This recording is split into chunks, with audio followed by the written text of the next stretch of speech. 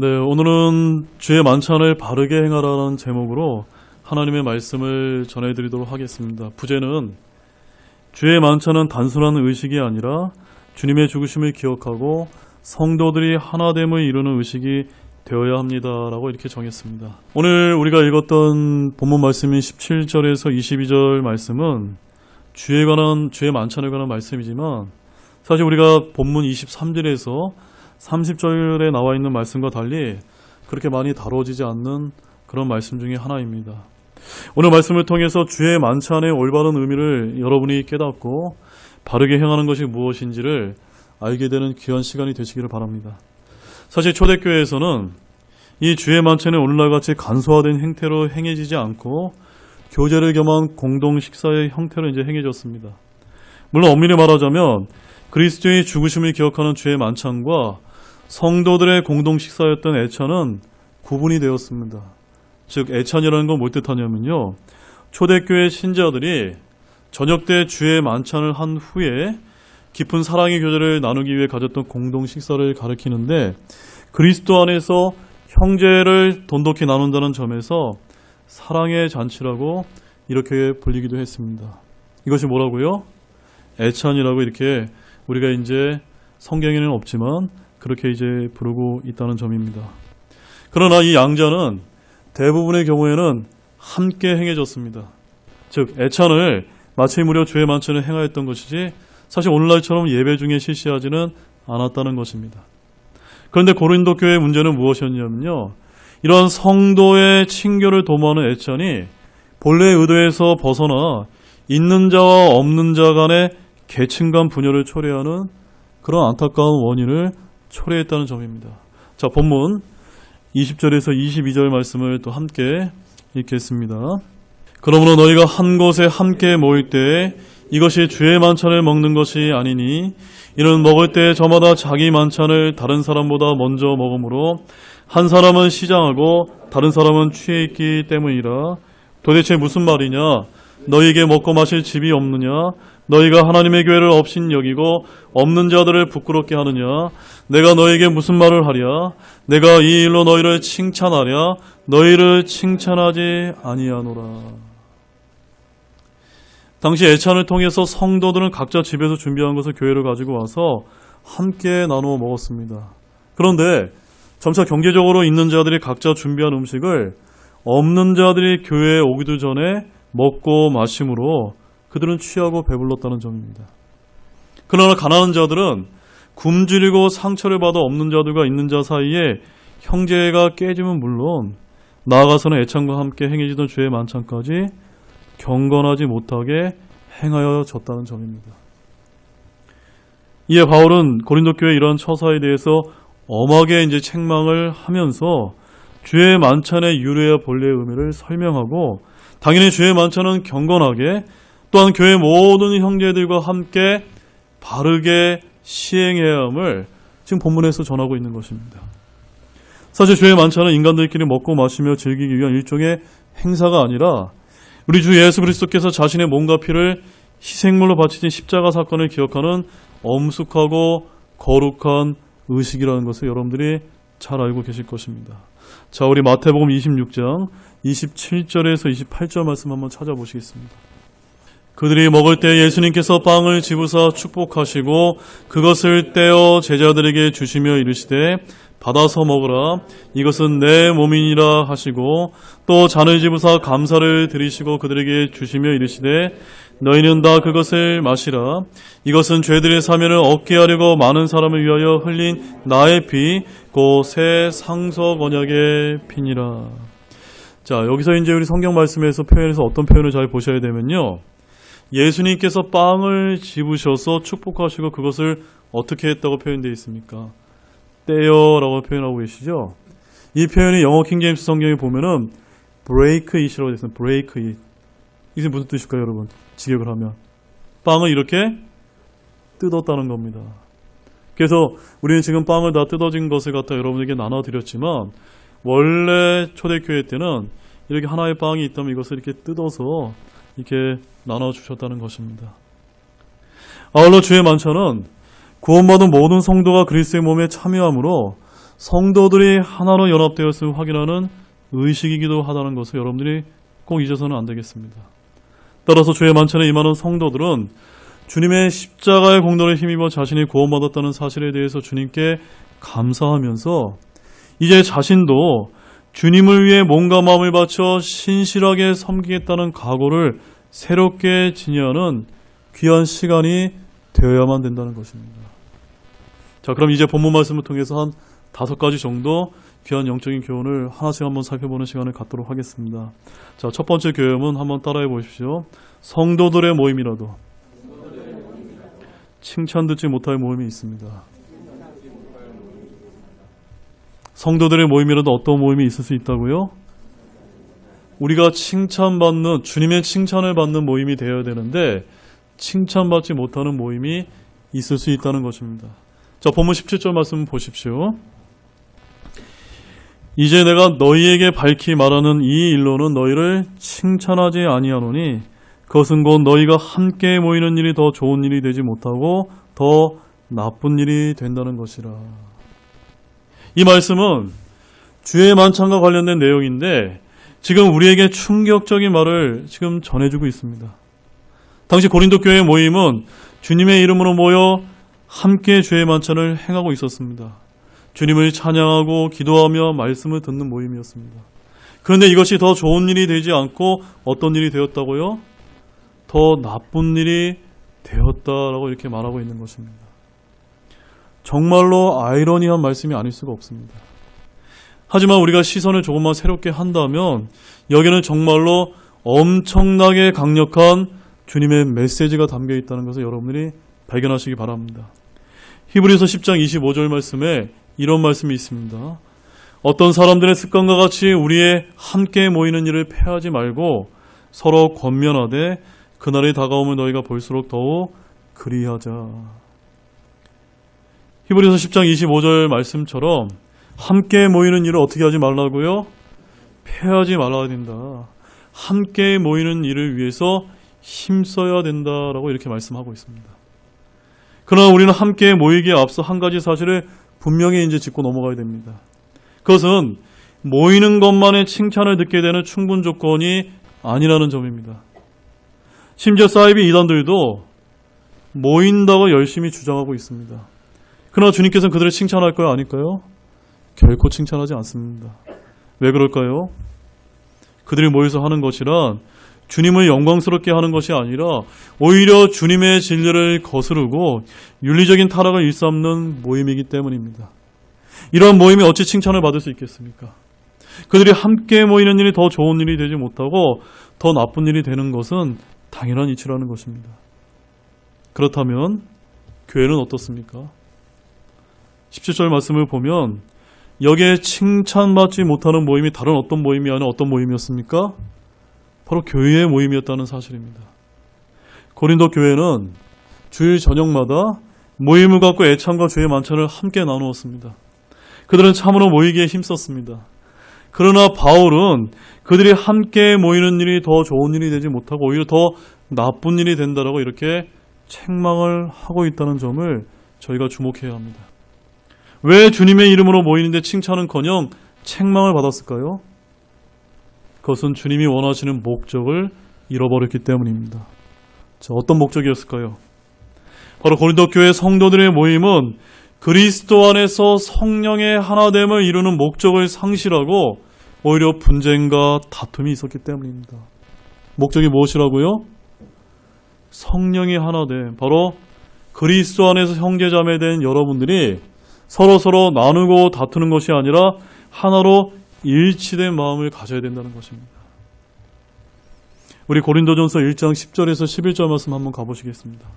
형제들아 이제 내가 우리 주 예수 그리스도의 이름으로 너희에게 간청하노니 너희는 다 같은 것을 말하고 너희 가운데 분쟁이 없이 같은 생각과 같은 판단에서 완전히 함께 결합하라. 내 형제들아 근로의 집안에 속한 자들을 통해 너희에 관한 일 곧 너희 가운데 다툼이 있음을 내가 밝히 알게 되었노라. 많은 분들이 이 말씀을 하시면서 11절 말씀에 초점을 맞추는 경우가 있습니다. 그러나 오늘 저는 여러분에게 분명히 말씀을 드립니다. 11절 말씀만 봐서는 안 되고 10절 말씀과 함께 연결해서 올바르게 이제 보셔야만 됩니다. 그래서 우리는 이 말씀을 매우 주의 깊게 이제 보셔야만 됩니다. 어떤 분들이 이런 말씀을 들어서 교회 내 분쟁을 막기 위해 오늘날처럼 하나님의 오른쪽에 갇히든 왼쪽에 갇히든 그저 상관없이 오직 복음만을 교회에서 전해야 된다라고 이렇게 주장할지도 모릅니다. 그러나 사랑하는 여러분, 오해하지 마시기 바랍니다. 교회는 디모데전서 3장 15절 말씀처럼 살아계신 하나님의 교회요 진리의 기둥과 터이라고 하는 이 말씀처럼 기독교적인 세계관을 부정하고 하나님의 오른쪽의 가치를 외면하면서까지 하나가 되어야 하는 것은 결코 아니라는 것을 잊지 마시기 바랍니다. 이 집은 어떤 집이라고요? 진리의 기둥과 터라는 점입니다. 하나님의 말씀에 비추어서 옳지 않은 것은 옳지 않다고, 옳은 것은 옳다고 전하는 것이 바른 진리이며 그것이 교회가 전해야 될 사명이라는 점입니다. 교회를 무너뜨리는 철학과 헛된 속임수가 교회 성도들을 노력하지 못하도록 저와 여러분은 항상 늘 경계하고 조심해야만 된다는 사실입니다. 우리 골로새서 2장 8절 말씀 한번 가보겠습니다. 어떤 사람이 철학과 헛된 속임수로 너희를 노력하지 못하도록 조심하라.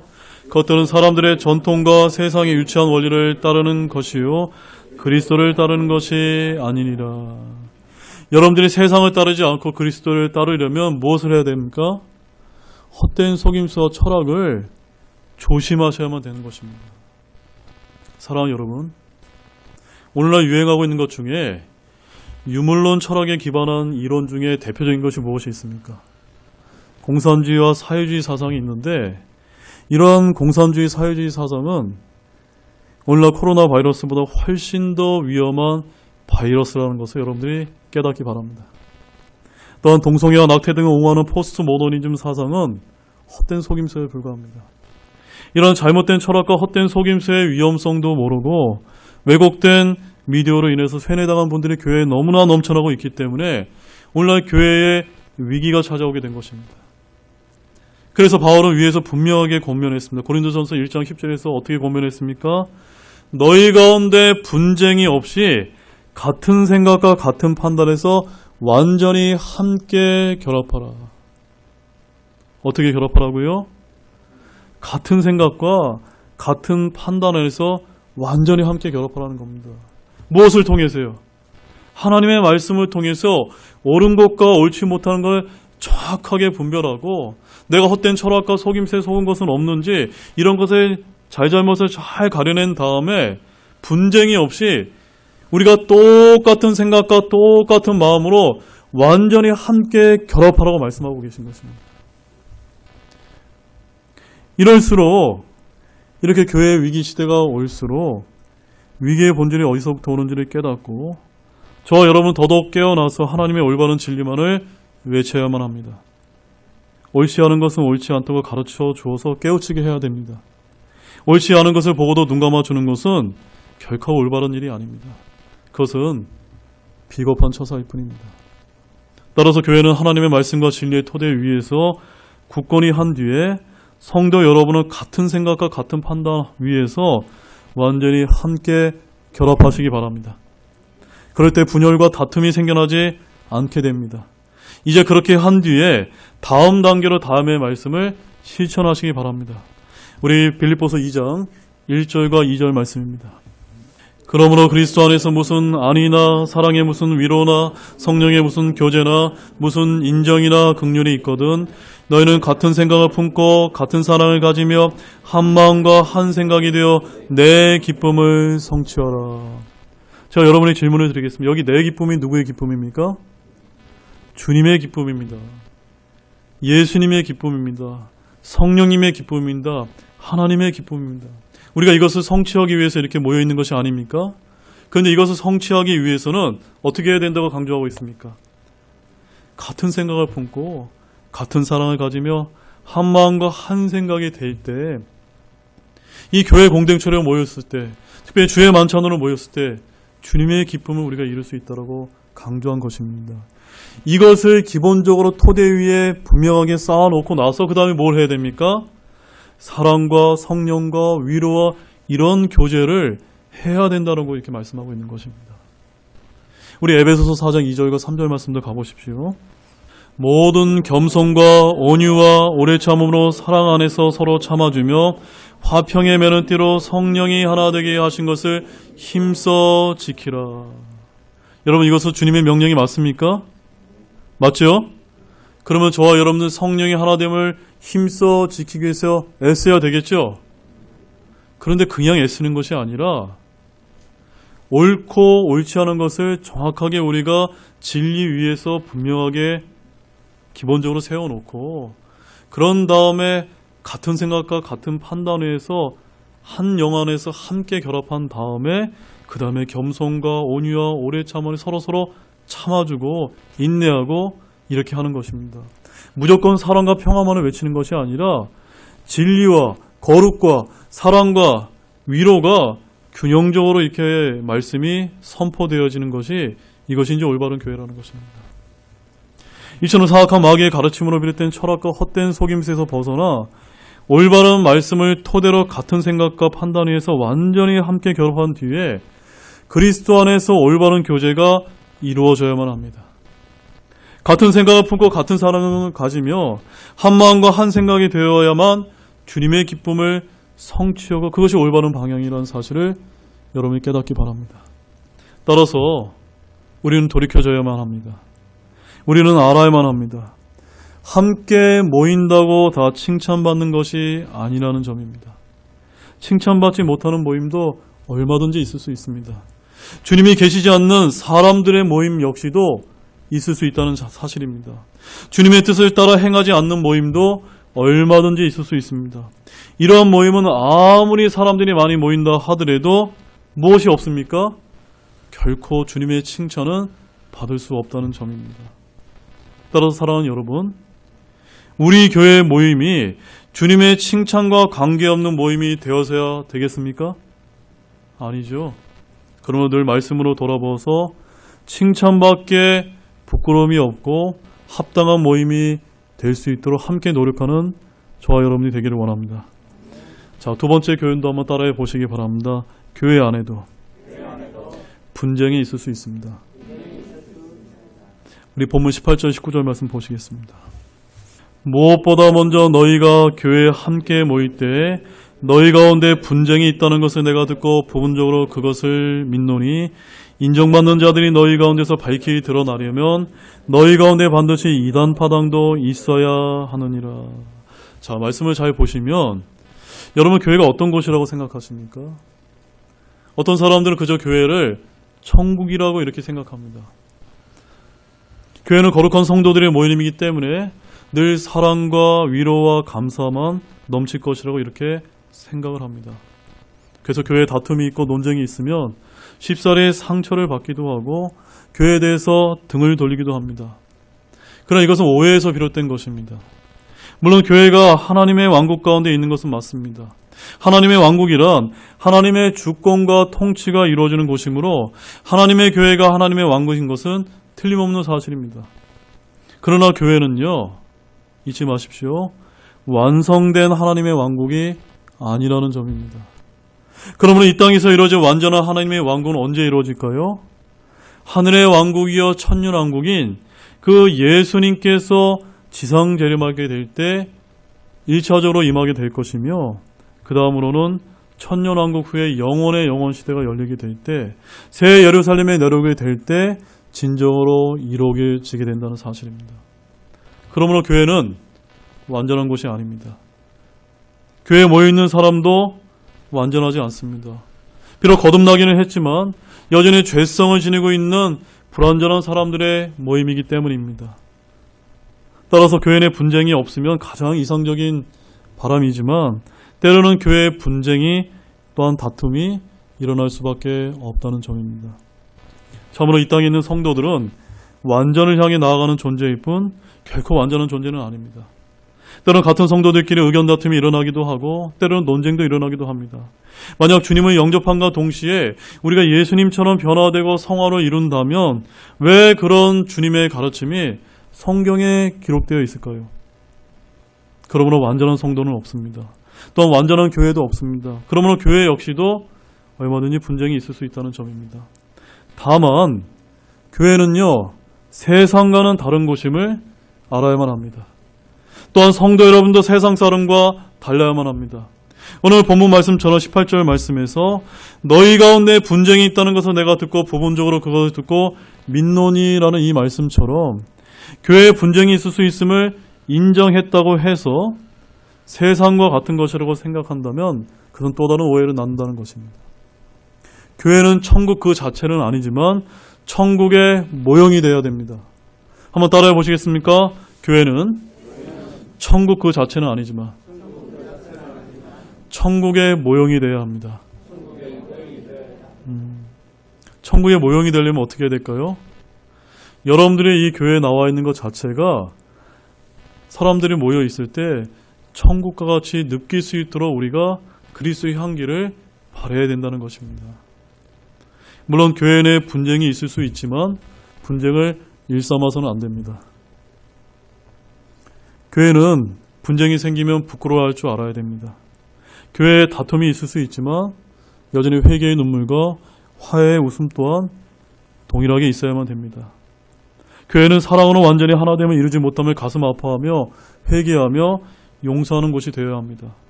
이처럼 인간의 죄악된 본성으로 인해 진통을 겪는 곳이 교회라는 것을 아시기 바랍니다. 그러나 진통이 있다 해도 교회는 세상과 구별되는 곳이라는 것 역시도 깨닫기 바랍니다. 따라서 교회나 성도가 다 불완전함을 인정해야만 합니다.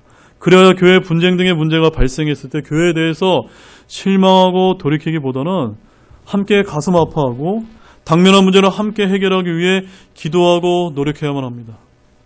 자신이 바로 그 분쟁의 상대자가 아니라 원인의 제공자일 수 있다는 것을 스스로 회개부터 하셔야만 됩니다.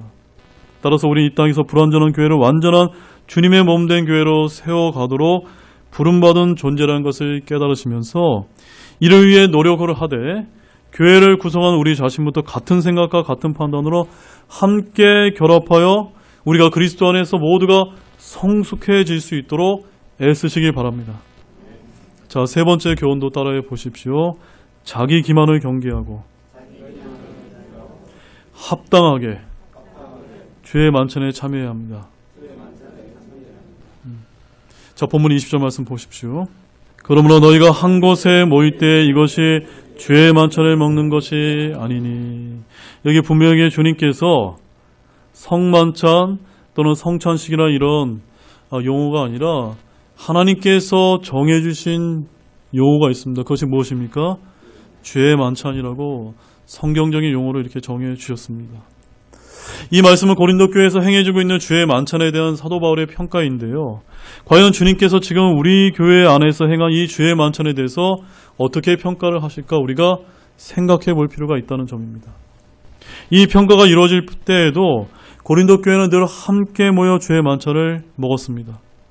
그들은 나름대로 하나님을 영화롭게 하려고 했지만 내부적으로는 썩어서 골마들어가고 있었다는 사실입니다. 21절 말씀이 그것을 냉철하게 이제 지적을 하고 있는데요. 우리 함께 읽어보겠습니다. 이는 먹을 때마다 저마다 자기 만찬을 다른 사람보다 먼저 먹으므로 한 사람은 시장하고 다른 사람은 취해 있기 때문이라. 자, 말씀을 보시면 당시에 주의 만찬은 주로 주일 저녁에 이제 행하여졌는데 성도 각자가 집에서 가져온 것으로 행하여졌다는 점입니다. 근데 문제가 뭐였습니까? 있는 자는 많은 음식을 가져오는 반면에 없는 자는 아무것도 가져올 수 없었다는 점입니다. 만약 그들에게 진정한 사랑이 있었다면 있는 자가 가져온 빵과 포도즙을 함께 나누며 되었을 터인데 없는 자들에게 자기들의 것을 잘 나누어주지 않았던 것 같습니다. 더욱이 어떤 이는 먼저 먹음으로 배고파했고 또 어떤 이는 취해 있기까지 했습니다. 22절 말씀 보십시오. 도대체 무슨 말이냐? 너희에게 먹고 마실 집이 없느냐? 너희가 하나님의 교회를 업신여기고 없는 자들을 부끄럽게 하느냐? 내가 너희에게 무슨 말을 하랴? 내가 이 일로 너희를 칭찬하여 너희를 칭찬하지 아니하노라. 사랑하는 여러분, 분명 고린도 교회 성도들은 특히 있는 자들은 아마도 자신이 정성스레 준비한 애찬을 먹고 주의 만찬까지 참여하였다고 아마 뿌듯하게 집에 이제 돌아갔을 것입니다. 그런데 진정 그들의 의식이 주님을 높여드렸을까요? 그렇지 않겠죠. 스스로는 주님을 기억하며 주의 만찬에 참여하고 만족을 누렸지만 그건 착각에 불과합니다. 그것은 책망받아 마땅한 모습이라고 사도 바울이 평가하고 있습니다. 왜냐하면 그들은 자신을 과신했기 때문입니다. 아니, 주님 앞에서 부패하고 자신의 신앙을 속였기 때문입니다. 이것을 우리가 무엇이라고 부를 수 있냐면 자기 기만이라고 이렇게 부를 수 있는 것입니다. 주님께서 기뻐하시든지 말든지 그런 사람들은 상관하지 않습니다. 그냥 자신들이 편한 대로 신앙생활을 하면 그만이라는 사실입니다. 그러면서 아무런 가책을 느끼지 못했습니다. 오히려 자신의 신앙에 대한 참다운 지표를 제공하는 사람들과 분쟁을 행했습니다. 자, 본문 29절과 30절 말씀을 보십시오. 합당하지 않게 먹고 마시는 자는 주의 몸을 분별하지 못하고 자기를 위하여 정죄를 먹고 마시느니라. 이런 까닭에 너희 가운데 약한 자, 병든 자가 많고 잠자는 자도 많도다. 이것은 주의 만찬을 합당하지 않게 먹고 마신 그들의 행위에 대한 하나님의 징계이자 더 큰 심판의 경고라는 사실입니다. 그런데도 고린도 교회는 이 사실을 깨달았습니까? 못 깨달았습니까? 전혀 깨닫지 못했다는 점입니다. 왜 그랬을까요, 여러분? 왜 그랬다고 여러분 생각이 되었습니까? 그들은 아마도 스스로 생각하기에 내 신앙은 그저 괜찮을 거야 라고 이렇게 결론을 내렸기 때문 아닐까요? 한마디로 말해서 자기를 기만하고 있는 것입니다. 자기 기만은 참으로 무서운 신앙의 적이라는 것을 아시기 바랍니다.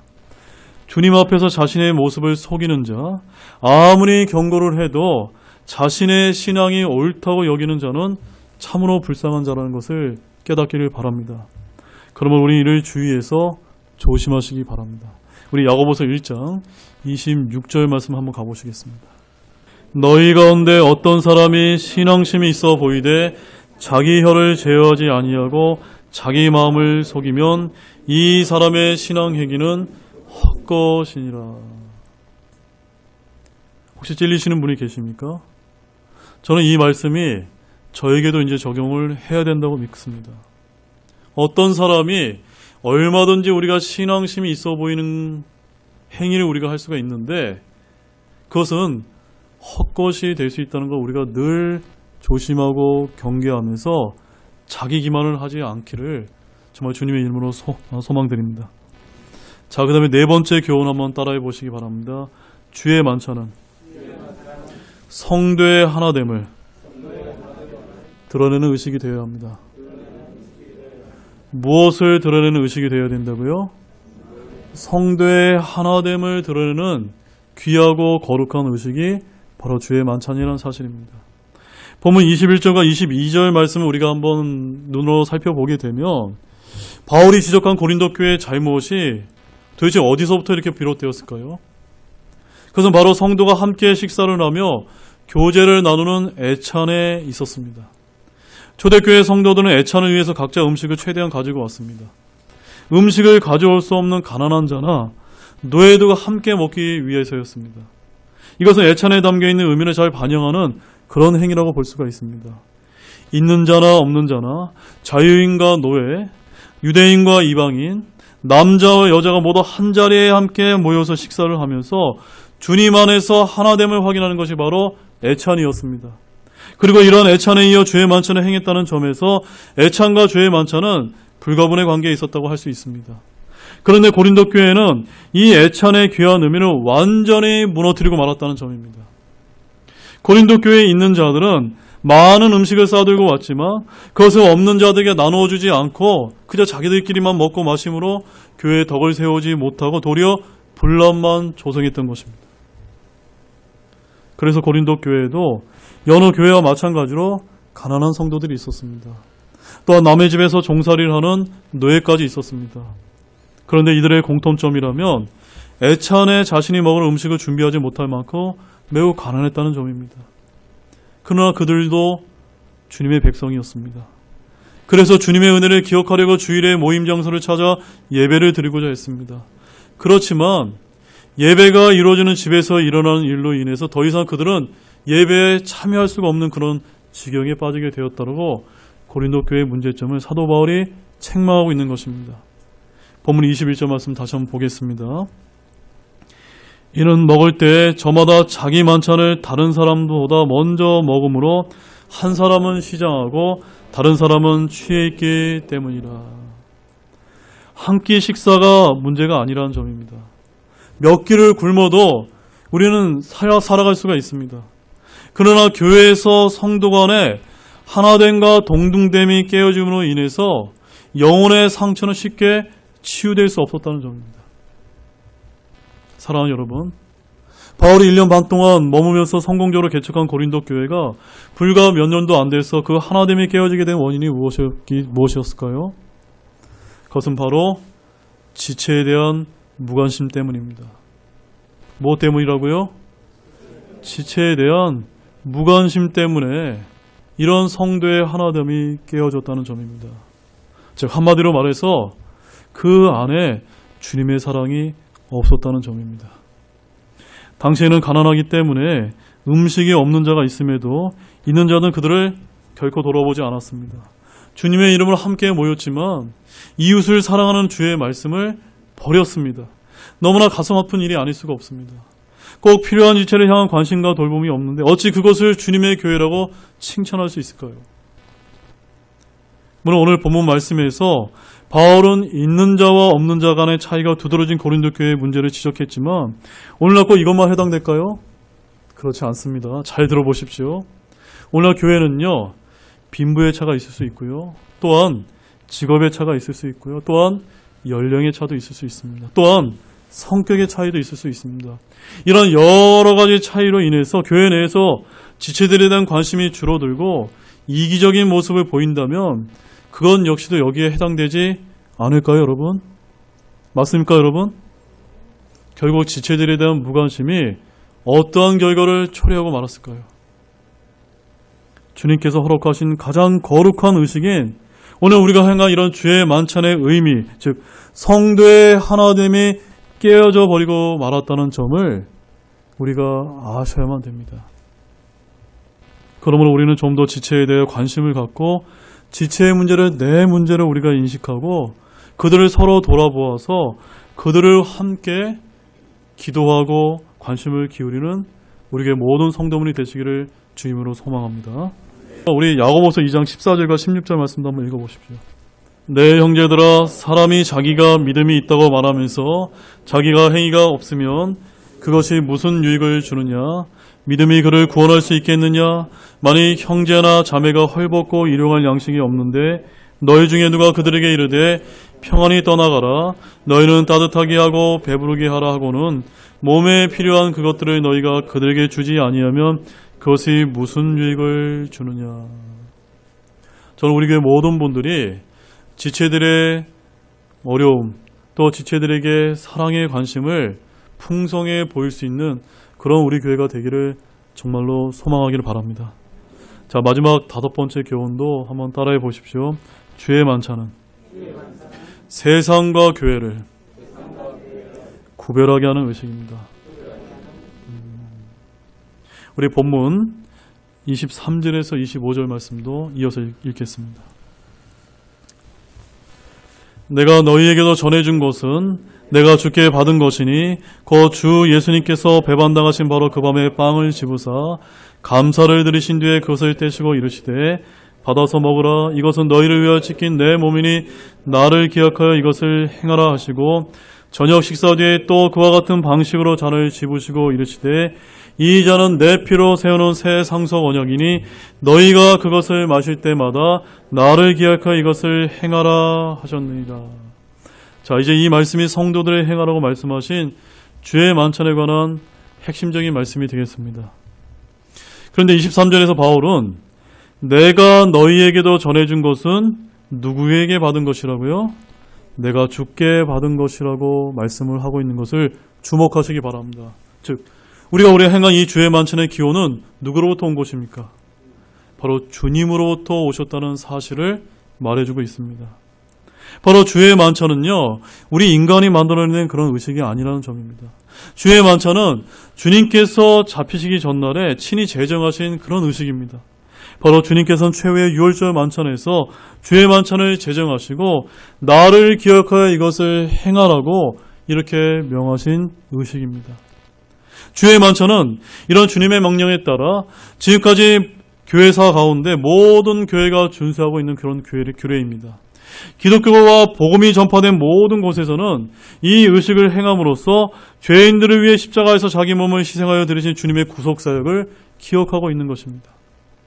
이런 점에서 주의 만찬이야말로 세상과 교회를 구별하는 의식임을 깨닫기 바랍니다. 사랑하는 여러분, 세상이 어떤 곳입니까? 세상에는요, 계급이 있고 계층이 존재합니다. 있는 자가 없는 자 위에 있고 권력이 있는 자가 권력이 없는 자를 그런 지배하는 곳입니다. 또는 교육을 받은 자가 교육을 잘 받지 못한 자보다 더 현명하다고 여기는 것으로서 매우 수직적인 관계를 이루고 있는 것이 바로 불합리한 세상이라는 사실입니다. 그래서 세상에 가보시게 되면 여러분들이 비교가 있고 열등의식을 느끼고 경쟁이 있으며 때로는 그것 때문에 좌절과 슬픔을 느끼게 됩니다. 그런데 주의 만찬은 어떻습니까? 여기는 주님의 몸과 피를 나누는 구원받은 모든 성도들이 하나님 앞에서 동등한 자녀요, 주님의 한 가족임을 선포하는 자리임을 나타내는 귀중한 의미를 갖고 있다는 것을 깨닫기를 바랍니다. 맞습니까? 따라서 주의 만찬에 행해지는 교회에서는요, 결코 세상의 명예나 권력이나 지위나 교육이나 경제적인 힘든 그 어떤 것도 아무런 효력을 발휘하지 못한다는 것으로 인해서 주님께 영광을 돌리기를 바랍니다. 권력자나 고위 공무원, 변호사나 의사, 있는 자나 없는 자나 병든 자나 죄수나 모두가 다 그리스도 안에서 모두가 평등하고 동등한 입장을 갖는 것이 바로 교회요 주의 만찬이라는 것을 잊지 마시기 바랍니다. 바로 주의 만찬은 거기에 참여한 모두가 주님의 귀한 은혜를 받아 존귀한 하나님의 자녀가 된 것을 선포하는 의식입니다. 이러한 의식은요, 세상에서는 절대로 찾아볼 수가 없습니다. 주의 만찬은 세상의 가치 기준이 완전히 무너지는 것이라는 사실입니다. 우리 골로새서 1장 14절 말씀 한번 가보겠습니다. 그분 안에서 우리가 그분의 피를 통해 구속 곧 죄들의 용서를 받았도다. 자, 이 말씀을 보시게 되면요, 킹제임스 성경에는 그분의 피를 통해, 이게 누구의 피입니까? 예수 그리스도의 피죠. 이 그분의 피를 통해라는 말씀이 개역 성경에는 완전히 삭제가 되어 있습니다. 그래서 킹제임스 성경에 나와 있는 말씀에 따라서 여러분들이 잘 이제 이 의미를 되새기기를 바랍니다. 오직 이 주의 만찬에서는 죄인은 나를 위해 십자가에서 찍히신 예수님의 몸과 흘리신 피를 기억하는 자리입니다. 그분의 피를 통해서 구속과 죄들의 용서를 받은 성도들이 오직 주 예수 그리스도만을 기억하고 그분을 높이는 자리가 되기 위해서 죄를 상징하는 누르기 없는 빵과 그분의 피를 상징하는 포도즙에 참여하는 것입니다. 여기에 참여하는 모든 자는 모든 구별과 차별을 없애고 오직 주님의 사랑에 힘입어 성령 안에서 하나가 되어야 되는 자리입니다. 마지막 말씀으로 사도행전 2장 46절에서 47절 말씀을 보겠습니다.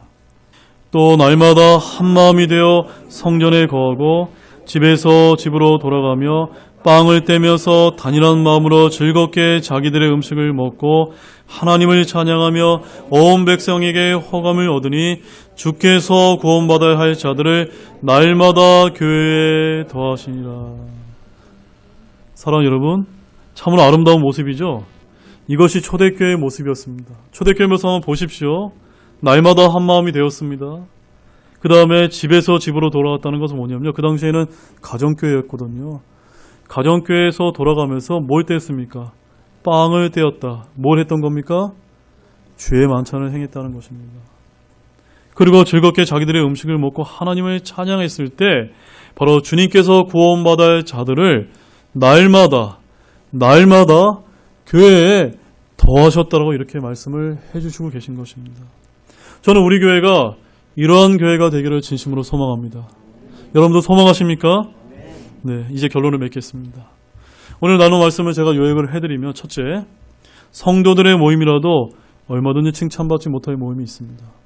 둘째, 교회 안에도 분쟁과 다툼이 있을 수 있습니다.